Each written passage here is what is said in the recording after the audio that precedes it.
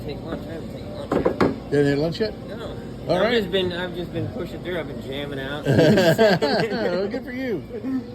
Hey, Matt, this is Paul and Nick. So, got the new carburetors in, and even the old carburetors didn't really have a good way of hooking up the throttle cable. So, Nick worked yesterday on this, and what you're looking at is kind of a mock-up of what we're going to do, and you can see this is very, very solid. So we've got some stainless. Matter of fact, we've got some stainless steel that will polish tubing. We're going to drop over these bolts, and then we're going to cut the tops of these guys off and put an acorn nut up here, and that'll make that look pretty sexy and functional. And it's functional now, but it doesn't look very sexy right now. So it's going to be functional and sexy. And then same thing right here. We're going to slide a stainless steel sleeve over this and knock the tops off and put acorn nuts on. And this is where your throttle cable hooks in. And your throttle cable is a push-pull. When you push on the accelerator, it's going to push this back. And when it pushes this back, these are the linkages that are going to pull you back, pull the throttle open. We're also doing new stainless rods because these guys are too short. When we had to get this up high where the cable will be shooting straight at it, and so that made these rods too short.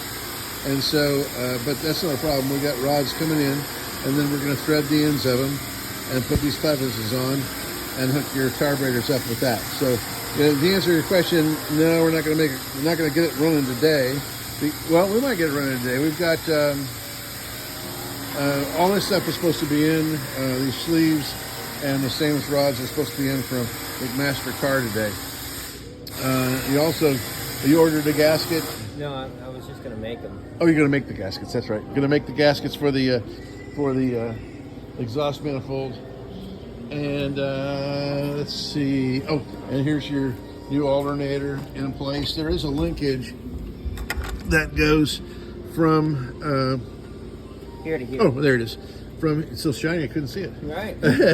So it goes from this point on the alternator to this stud on the exhaust manifold. So that'll go on after the elbow goes on. We got the goodies from your wife. There's the cap over there on the other pallet. And that's the cookie tray too, isn't it? And then we have the new impeller. It's just not installed yet, but we got that, and I think that puts us really close to a startup on your engine. Oh, and I was going to show you. I promise you. Is that one yours or? I don't think so. I think it might be mine. I think I got it out of my box. You mind putting it back? Okay. And then I'm going to go show you the spoiler that we made and tell you what my idea is on the spoiler. And our woodworker that made it is out today. We're having bad weather here. But snow and ice. Well, not snow, just ice and rain. So anyhow, let me get you over here, show you that spoiler.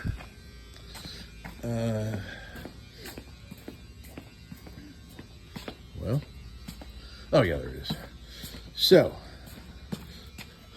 we made it like the sides. It is, let me get it laid up here. Okay, so we made it like the sides. You have a layer of white oak and a layer of mahogany and a layer of mahogany. Just like here, mahogany, white oak, and mahogany.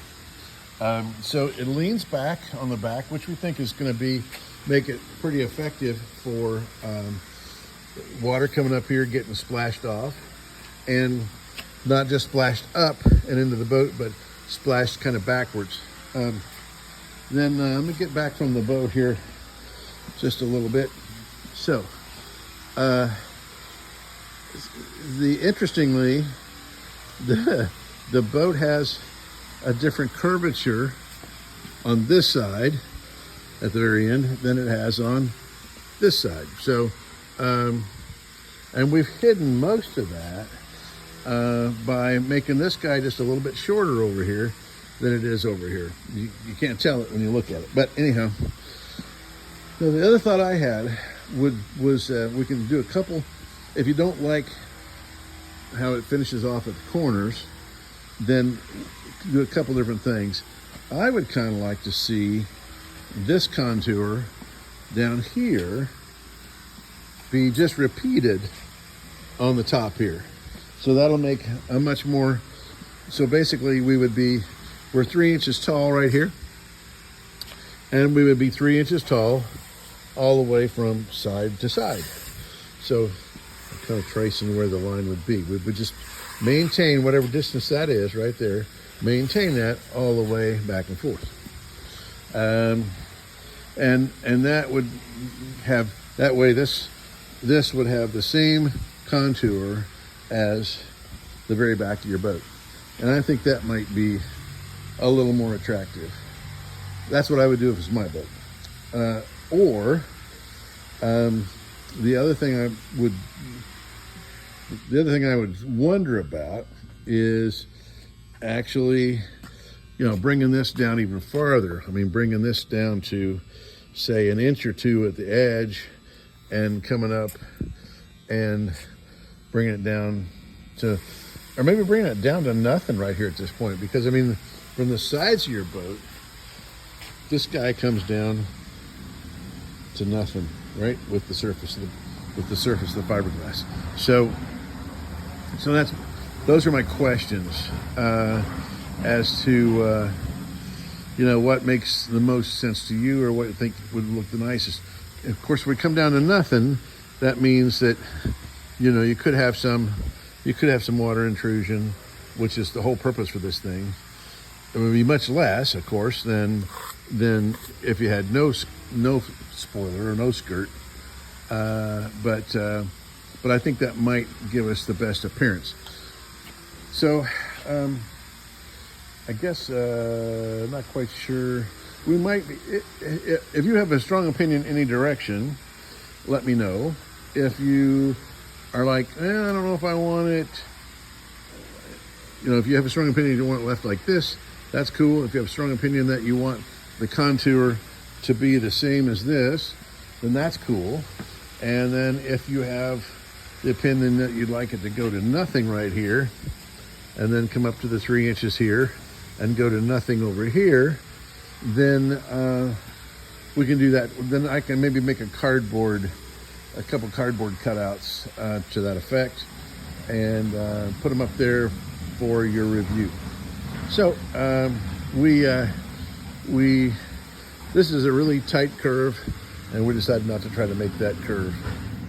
We thought this might be a better look. So anyhow, I think that's the latest of the updates. The only other thing is, like, back there on the carburetors, we're looking to do braided flexible fuel lines is what our plan is.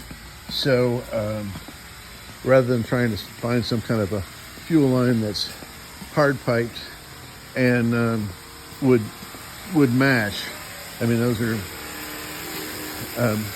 so anyway, that's what our plan is. I think we could spend a lot of time searching for and not being able to find a fuel line that's actually made for those carburetors, the combination of those carburetors on that intake. All right, I hope that made sense to you, and we'll talk to you soon.